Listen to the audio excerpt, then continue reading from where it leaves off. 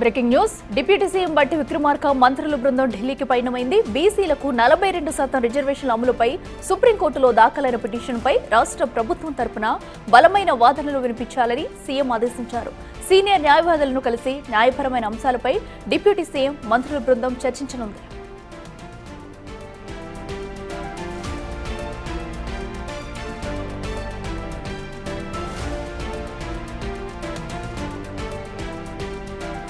అటు బీసీ రిజర్వేషన్లకు సంబంధించి డిప్యూటీ సీఎం అటు బట్టి విక్రమార్క మంత్రులు సైతం కూడా ఢిల్లీ పయనమయ్యారు. అయితే రేపు ఈ కేసు విచారణకు రానుంది. మరి ఎలాంటి వాదనలు వినిపిస్తారనేది కూడా ఉత్కంఠగా మారింది. ఇక మరింత సమాచారం మా ప్రతినిధి శివ అందిస్తారు.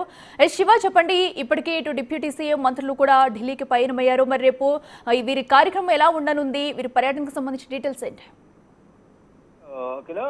ఢిల్లీకి డిప్యూటీ సీఎం భట్టి విక్రమార్క అలాగే మంత్రి వాకిటి శ్రీహరి పయనమయ్యారు. ఢిల్లీకి పయనమయ్యారు. బీసీలకు సంబంధించిన 42% రిజర్వేషన్ల అమలుపై సుప్రీంకోర్టులో పిటిషన్ దాఖలైంది.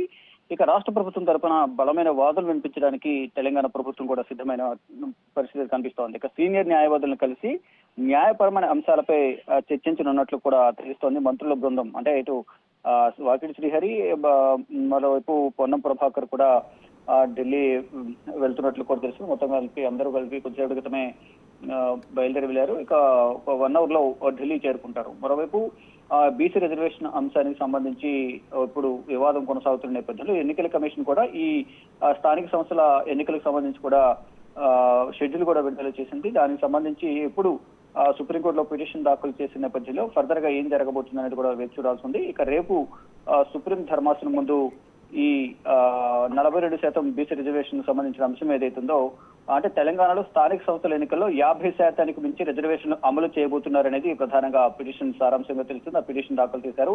50% మించి రిజర్వేషన్ అమలు చేస్తున్నారంటూ సుప్రీంకోర్టులో వంగ గోపాల్ రెడ్డి అనే పిటిషన్ దాఖలు చేశారు. గతంలో సుప్రీంకోర్టు 50% రిజర్వేషన్ మించరాదంటూ కూడా ఇచ్చిన తీర్పుకు ఇప్పుడు ఈ రిజర్వేషన్ అనేది విరుద్ధం అనేది ప్రధానంగా పిటిషన్ దాఖలు చేశారు. అంటే సోమవారం రేపు ఈ పిటిషన్ విచారణకు రానుంది. జస్టిస్ విక్రమ్నాథ్ ధర్మాసనం ఈ పిటిషన్ పై విచారణ జరపనున్న నేపథ్యంలో ఇటు ప్రభుత్వం తరఫున కూడా వాదనలు గట్టిగా వినిపించేందుకు తెలంగాణ ప్రభుత్వం సిద్ధమవుతుంది. దానిలో భాగంగానే ఈ బీసీ మంత్రులు, మరోవైపు తెలంగాణ డిప్యూటీ సీఎం భట్టి విక్రమార్క కూడా ఢిల్లీ బాట పట్టారు. మరోవైపు జూబ్లీ హిల్స్ ఉప ఎన్నికకు సంబంధించిన అభ్యర్థి ఎన్నికకు సంబంధించి కూడా ఈ రోజు హైదరాబాద్ లో సమావేశం జరిగింది. మీనాక్షి నటరాజన్ అధ్యక్షతన. దాంట్లో 3 పేర్లు ప్రధానంగా సిఫారసు చేసినట్టు తెలుస్తుంది. దానిలో భాగంగానే రేపు కాంగ్రెస్ పార్టీ సంస్థాగత వ్యవహారాల ఇన్ఛార్జ్ ఇటు కేసీ వేణుగోపాల్ తో కూడా మంత్రుల బృందం భేటీ అయ్యే అవకాశం కనిపిస్తోంది. దానిలో ఈ జూబ్లీ హిల్స్ సంబంధించిన అభ్యర్థి ఎంపికపై కూడా కేసీ వేణుగోపాల్ తో చర్చించే అవకాశాలు అయితే కనిపిస్తున్నాయి. దానికన్నా ముందు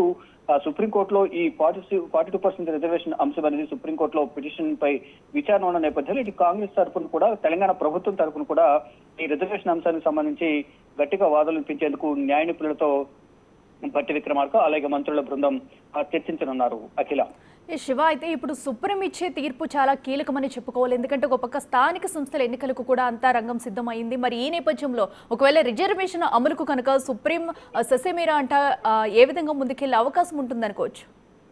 అండ్ ఇప్పటికే తెలంగాణ హైకోర్టు ఒక టైం బండ్ విధించి ఈ టైంలోపు ఎన్నికలు నిర్వహించాలని ఆదేశాలు జారీ చేసిన నేపథ్యంలో ఇటు ప్రభుత్వం కూడా ఎన్నికలు నిర్వహించేందుకు సిద్ధమైంది. ఎన్నికల కమిషన్ కూడా ఎన్నికలు నిర్వహించేందుకు ఒక షెడ్యూల్ కూడా ఖరారు చేసినట్లుగానే ప్రధానంగా అర్థమవుతుంది. దానిలో భాగంగానే ఇప్పుడు ఈ 50% రిజర్వేషన్ మించకూడదు అనేది ఏదైతే అంశం ఉందో గతంలో సుప్రీంకోర్టు తీర్పు ఇచ్చింది కాబట్టి ఇప్పుడు ఈ రిజర్వేషన్ అనేది 50% ఇచ్చితే అది సుప్రీంకోర్టు తీర్పుకు విరుద్ధం అనేది ప్రధానంగా పిటిషనర్ వంగ గోపాల్ రెడ్డి పిటిషన్ దాఖలు చేశారు. మరి ఇప్పుడు ఎన్నికల షెడ్యూల్ కూడా విడుదలైన తర్వాత ఇప్పుడు పిటిషన్ దాఖలు చేసిన నేపథ్యంలో ఒకవైపు హైకోర్టు ఎన్నికలు నిర్వహించాలంటుంది, మరోవైపు ఈ ఎన్నికలు నిర్వహించకూడదు, రిజర్వేషన్లు అనేవి 42% రిజర్వేషన్లు అనేవి 50% దాటి మరీ వెళ్తున్నాయి కాబట్టి అది సుప్రీంకోర్టు తీర్పుకు విరుద్ధం అనేది పిటిషన్ దాఖలు చేశారు. మరి కోర్టులు ఎన్నికలు నిర్వహించాలంటున్నాయి, కానీ పిటిషనర్ మాత్రం రిజర్వేషన్లు అనేవి అధిగమించి రిజర్వేషన్ కల్పిస్తున్నారని సుప్రీంకోర్టును ఆశ్రయించిన నేపథ్యంలో రేపు జరగబోయే వాదనలు కీలకంగా మారబోతున్నాయి. ఏం జరగబోతుంది అనేది కూడా అందరూ ఉత్కంఠగా ఎదురు చూస్తున్నారు. దానిలో భాగంగానే